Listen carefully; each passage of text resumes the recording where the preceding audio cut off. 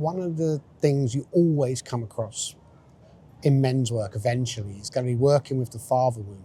You know, a very specific incident I remember, probably 14, 15 years old. My father had come out of prison, and this time him and my mum had kind of split up.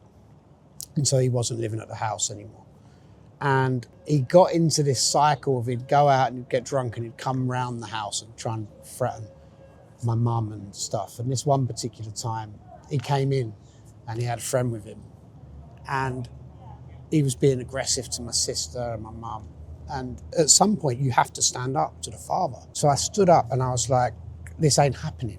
And, you know, my dad being in that world and my dad being really unpredictable when he was drunk, he pulled a gun out and put it at my head. And when I'm doing work around fathers, I often think of that image in my head, you know, because there's something at the time, I just kind of dealt with it. The friend de-escalated it. Said, fuck's sake, Fred, what are you doing? I took him out of the house. There's something significant that happens in the psyche when a son is looking at his father and thinking, I think this man could kill me. And not because he doesn't love me, just because he's out of control.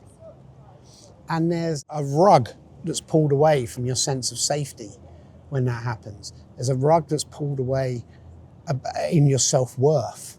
Because if your own father could do that, then what does that mean about you? And so I believe that incident gives me a profound insight into fathers and the father wound.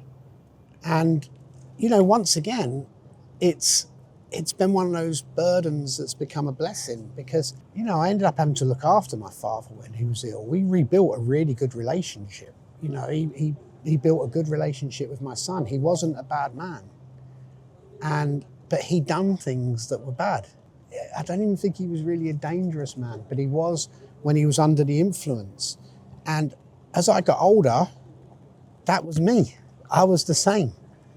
I was dangerous when I was under the influence of drink and drugs. I never saw myself as a bad person, but I'd done bad things.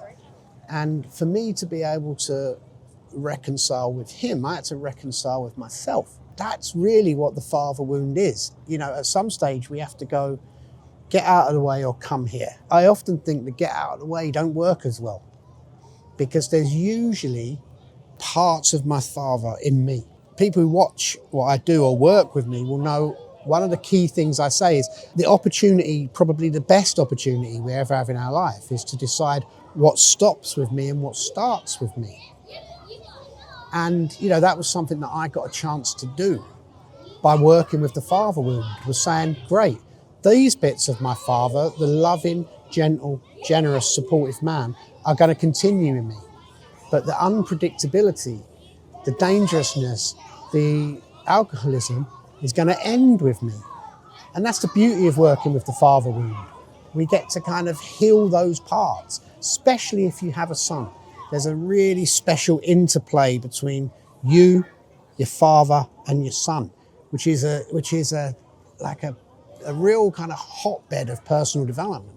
There's so much work that could be done inside that realm, and it comes from that wound.